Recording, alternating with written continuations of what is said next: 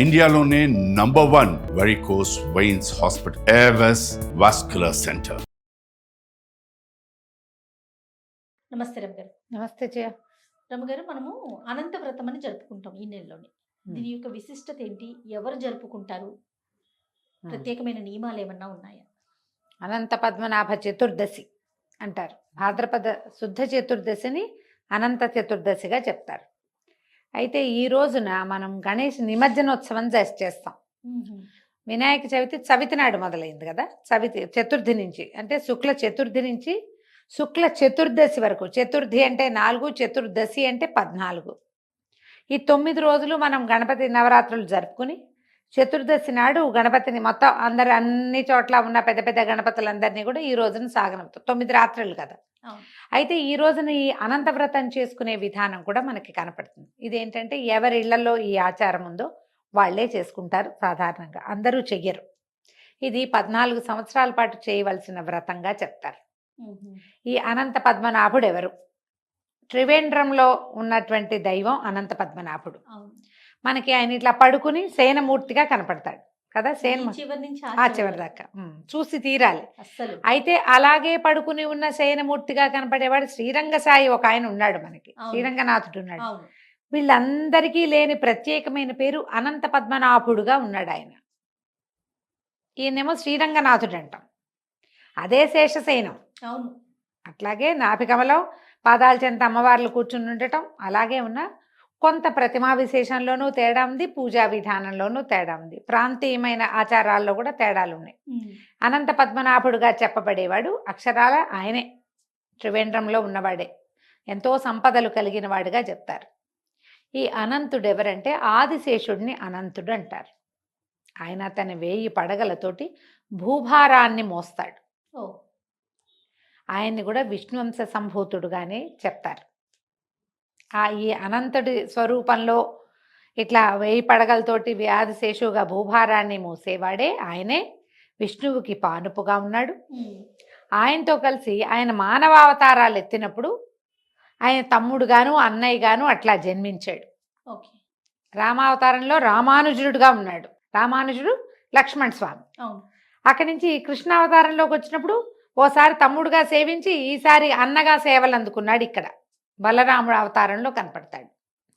ఆయనే కలియుగంలో ఆ అనంతుని యొక్క అంశావతారమే భగవద్ రామానుజులని కూడా చెప్పబడతారు. అయితే ఈ అనంత వ్రతాన్ని 14 ఏళ్ల పాటు ఆచరించాలి. ఈ 14 ఏళ్ళు ప్రతి సంవత్సరము ప్రత్యేకంగా తోర ఉంటుంది. స్త్రీలకు వేరు, పురుషులకు వేరు 2 రకాల తోరాలు దొరుకుతాయి. ఈ 14 సంవత్సరాల తోరాలు ఉంచుకుని 14 సంవత్సరాలు పూర్తయ్యాక అప్పుడు ఉద్వాసన చెప్పుకుంటారు. 14 ఏళ్ళు నియమం విశేషంగా ఉంటుంది కదా. అక్కడి నుంచి 14 జోళ్ల అప్పాలని వాయనం ఇవ్వాలి. ఈ అనంత వ్రతం చేసే విధానం కూడా బాగుంటుంది. అందరూ చేసుకుంటారు రమగారు? చేసుకోరమ్మా. ఎవరి ఇళ్లలో ఉందో జరుపుకునేదే. నువ్వు కావాలంటే మొదలు పెట్టుకోవచ్చు, చేసుకోవచ్చు. మనం కూడా మనకి ఆసక్తి ఉండి ఏదైనా అద్భుతమైన వ్రతం చేసుకోవాలని ఉంటే సత్యనారాయణ వ్రతం లాగానే లక్షణంగా అనంత వ్రతం చేసుకోవచ్చు. కానీ ఓసారి చేసి మానకూడదు. అది 14 సంవత్సరాలు చేయవలసిన నియమం. నియమాలు ఏంటి రమగారు? దీని వ్రత నియమం ఉంది. ఏటా చేయాలి 14 ఏళ్ళు. దీనికి కలశం పెట్టుకోవాలి. తర్వాత ఏమో అనంతుడి ప్రతిమ ఒకటి తయారు చేసుకోవాలి. పడగ చేస్తారు. శేషశయనం ఇట్లా చుట్టలు చుట్టుకుని పడగున్నట్టుగా చేస్తారు. ఆయనకి పూజ చేసుకోవాలి. తర్వాత ఏమో ఈ వాయనాన్ని దంపతులకు ఇవ్వాలి. ఈ తోరాలని ఏ సంవత్సరం మన మామూలు వరలక్ష్మి వ్రతం తోరం కట్టుకుంటామో తీసి పక్కన పెడతాం. 3వ రోజుకి మొక్కల మీద పడేస్తారు. ఇది కాదు. 14 ఏళ్ళు ఆ తోరాలు దాచిపెట్టుకోవాలి మనం. 14 రోజులు 28 తోరాలు ఉంటాయి మన దగ్గర. ఈ అన్ని తోరాలతోటి పూజ చేసుకుంటాం చివరికి. అప్పుడు 14 కలశాలు పెడతారు. ప్రతి ఏటా కలశం పెడతామా, మళ్ళీ మొత్తం కలశాలన్నీ పెట్టి కలశ దానం ఇవ్వటం కూడా. కలశాలన్నింటినీ ఎవరో ఒకళ్ళకి ఇచ్చేయాలి. పూజా విధానం కూడా చాలా పెద్దది. కానీ ఎంత చెవులకి ఇంపుగా ఉంటుందో. ఇందులో ఈ అనంతుడికి అత్యంత ప్రీతిపాత్రమైన కృష్ణుడి అనుకుందాం. కృష్ణుడికి అత్యంత ప్రీతిపాత్రమైన నది యమున. ఆ యమునని ఇందులో ఆవాహన చేస్తాం. మామూలుగా మనం ఏం చేస్తాం, పూజ చేసేటప్పుడు మొత్తం అంతా ఏర్పరచుకున్న తర్వాత ఒక గ్లాసులో నీళ్ళు పెట్టుకుంటాము, పోసుకొని ఉద్దరణతో తీసుకుంటాం, కేశవాయ నమః నారాయణాయ నమః అంటాం. తర్వాత కలశ పూజ అని చెప్పేసి, కలశం అంటే ఈ చెంబుకి పూజ కాదు, అది వేరే. ఒక గ్లాసులో నీళ్లు పోసుకుని ఈ దీంట్లో గంగే చైమనే చైవ గోదావరి సరస్వతి నర్మదే సింధు కావేరి జలేస్మిన్ సన్నిధిం కురు అని ఆయాంతు ఈ ఏ గణపతి ఎవరు పూజ చేస్తామో వాళ్ళ పూజార్థం దురితక్షయకారకములైన జలాలుగా ఈ గ్లాసులో నీళ్లు మారాలని చెప్పుకుంటాం. ఇందులో ఈ చెంబులో ఈ గ్లాస్ ఏది పెట్టుకున్నామో అందులో కాసిన నక్షతలు, ఓ పువ్వు, ఓ తులసదళమో, తమలపాకో, మామిడాకో వేసి పెట్టుకుంటామా, ఈ చెంబులో నీళ్ళే వాడాలి. మొదట మనం పుచ్చుకున్న నీళ్లు వాడం, ఆ నీళ్లు వేరు, ఈ నీళ్లు వేరు. ఈ కలశోదకానికి యమునా కలశం ఏర్పరుస్తారు. ఇందులో ఒక కలశ నిండా నీళ్లు పోసి యమునని ఆవాహన చేస్తారు, యమునకి పూజ చేస్తారు. అసలు ఆ యమునా పూజ ఎంత ఇష్టమో జయ నాకు. మంత్రాలు మహా బాగుంటాయి, ఎంత హృదయంగా ఉంటుందో. ఆ శ్లోకాలని అనంత చతుర్దశికి చెప్పే శ్లోకాలన్నీ బాగుంటాయి, అనంత పద్మనాభుడి మీద చెప్పే శ్లోకాలు మహా బాగుంటాయి. విని తీరాలి. మహారుచికరమైన ఏమంటారంటే విధానం అనమాట. ఆ శ్లోకాలు అంతా శ్రావ్యంగా ఉంటాయి. యమునకి పూజ చేసి యమునని కలశంలోకి ఆవాహన చేసి యమునా జలంతో స్వామివారిని అర్చన చేస్తాం. ఆయనకి అభిషేకం కూడా యమునా జలంతో. ఆయన మరి జననం అప్పుడు యమునా నదిని దాటి వెళ్ళాడు. ఆయనకి ఎంతో ప్రీతిపాత్రమైంది యమున. అందుకని యమునా పూజ ఒకటి చేస్తారు. ఈ యమునా పూజ అయిన తర్వాత మొత్తం పూజా విధానం అంతా చేసి 14 జోళ్ల అప్పాలని నివేదన చేసి, 14 జోళ్ళేమో వాయనానికి చేస్తారు. విడిగా కూడా మళ్ళీ అప్పాలు నివేదన చేసుకుంటాం, అవి ప్రసాదానికి అందరికీ పంచడానికి. ఈ 14 జోళ్ళు ఎవరికి ఇస్తామో అవి వాళ్ళకే, ఎవరో ఒకళ్ళకి ఇచ్చుకోవాలన్నమాట. అట్లా విశేషంగా చెప్తారు. అక్కడి నుంచి ఏం చేస్తాము, ఈ పూజ అంతా అయిన తర్వాత అనంత చతుర్దశి వ్రతానికి ఒక కథ ఉంది, వ్రత కథ. ఆ కథ చెప్పుకుంటాం. చిన్న కథే, బ్రీఫ్గా చెప్పేస్తాం. కౌండిన్యుడు అనే బ్రాహ్మణుడు సుశీల అనే ఒక అమ్మాయిని వివాహం చేసుకున్నాడు. చాలా పేదవాళ్ళు, సుశీల వాళ్ళ పుట్టింట్లో బాగా ఇబ్బంది పడేది. ఈయన ఆధారణ వస్తూ వాళ్ళ ఇంట్లో భోజనాన్ని కాగి ఆ పిల్లని పెళ్లి చేసుకుంటానన్నాడు. ఆ కాలంలో అలా 40 ఏళ్ళ వాడైనా ఓ 8-10 ఏళ్ల పిల్లనిచ్చి పెళ్లి చేసేవాళ్ళు, లేదా 14-12 ఏళ్ల పిల్ల అయినా సరే. వీళ్ళ మధ్యలో వయసుల అంతరాలని పెద్దగా పట్టించుకునేవాళ్ళు కాదు, గోత్రాలు అవి కుదరాలు అంతే. అవివాహితులుగా ఉంటే మంచిది. అవివాహితుడు ఆయనకి ఇచ్చి పెళ్లి చేశారు. సుశీలను తన ఊరు తీసుకెళ్తుంటే మార్గమధ్యంలో ఒక నదీ తీరంలో ఎవరో వ్రతం చేసుకుంటూ కనపడ్డారు. కనపడితే వాళ్ళని అడిగింది. అదంతా ఇప్పుడు చెప్పాక శ్రావ్యంగా ఉంది. ఆ వ్రత కథ అంతా విన్నాక ఇదేమిటి, ఏం వ్రతం, ఎవరు, ఏమిటి అంటే సత్యనారాయణ వ్రత కథ లాగానే ఇది కూడా. ఇది అనంత వ్రతము, 14 సంవత్సరాలు నియమంగా చేయాలి. ఇదిగో ఈ తోరాలని వాళ్ళు ఏం చేశారు, ఒక తోరాన్ని ఈ అమ్మాయి చేతికి ఇచ్చారు. ఈవిడి తోరాన్ని తెచ్చుకొని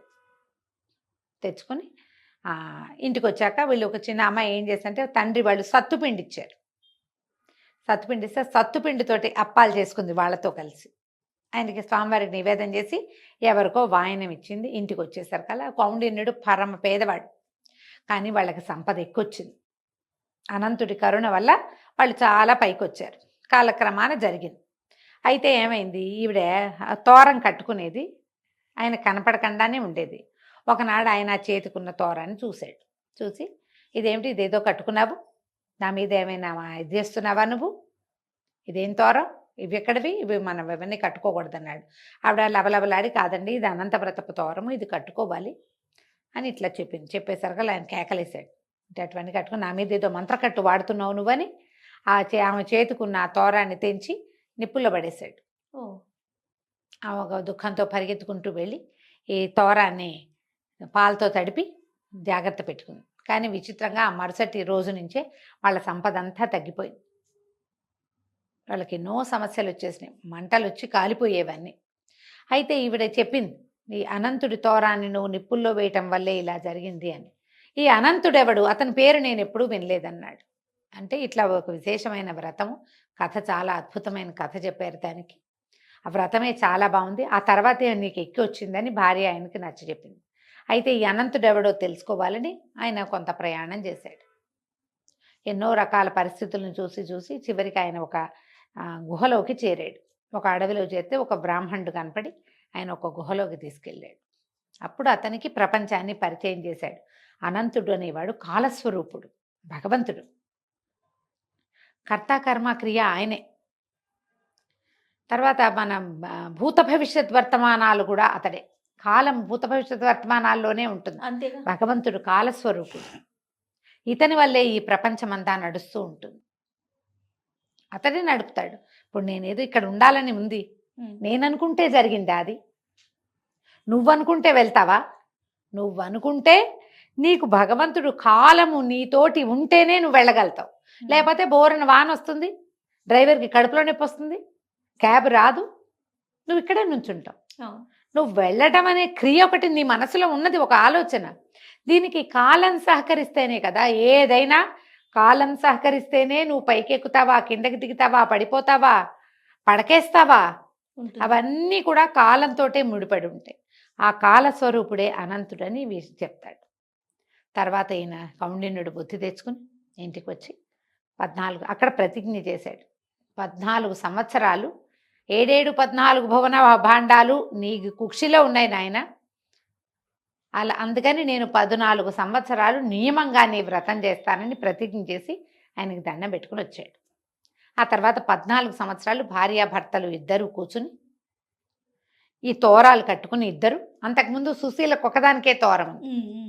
ఈ 14 సంవత్సరాలు ఇట్లా 14 జోళ్ల అప్పాలు వాయనం ఇవ్వటము, అదంతా కౌండిన్యుడు సుశీల కలిసే మొదలుపెట్టారు. ఆ తర్వాత వాళ్ళకి మళ్ళీ కలిసి వచ్చింది. వాళ్ళ జీవితాలు ఎంతో బాగున్నాయి. ఎంతోమందికి ఆదర్శప్రాయంగా వాళ్ళ జీవితాలు ముందుకు వెళ్ళినాయి. ఈ కథ చెప్తారు. ఆ యమునా పూజ, ఈ వాయన విధానము, ఆ తోరాలు కూడా మహా ముచ్చటగా ఉంటాయి చూడ్డానికి. మామూలు తాడుతో మనం ముడేసేవి కాదు, బజార్లో పట్టుదారంతో కనపడతాయి. ఆడవాళ్ళకి మగవాళ్ళకి 2 వేరు తోరాల పద్ధతి కనిపిస్తుంది. మెళ్ళో వేసుకోవచ్చు, చేతికి కట్టుకోవచ్చు. మీకు అవకాశం ఉంటే ఎవరింట్లో అయినా అనంత వ్రతం జరుగుతుంటే వెళ్ళండి. మనకి హైదరాబాద్ దగ్గర ఉన్నటువంటి అనంతగిరి దేవాలయంలో స్వామివారి ఏంటంటే వికారాబాద్ అనంతగిరిలో ఈ అనంత వ్రతాలు జరుగుతాయి. కావాలంటే దేవాలయానికి వెళ్ళినప్పుడు కూడా మాట్లాడుకుని చేసుకోవచ్చు. మేము ఈ అవకాశాన్ని బట్టి చేయొచ్చు. రమగారు, దీనికి అంటే ఫలితం అనేది ఎలా ఉంటుంది రమగారు? సర్వతోముఖాభివృద్ధి, అన్ని విధాలుగా ఫ్లరిష్ అవుతాయి జీవితాలు. పిల్లలకి చదువులు వస్తాయి, పెద్దవాళ్ళకి ఆరోగ్యం సరిగ్గా ఉంటుంది, అకాల మృత్యువులు రాదు, అపమృత్యు నివారణ, సంపద వృద్ధి అవుతుంది, మన వల్ల 4 కుటుంబాలు నిలబడతాయి, ఆ చంద్రార్కం వంశాభివృద్ధి జరుగుతుందని చెప్తారు. అంతే. చాలా సంతోషం. నమస్తే. నమస్తే జయ.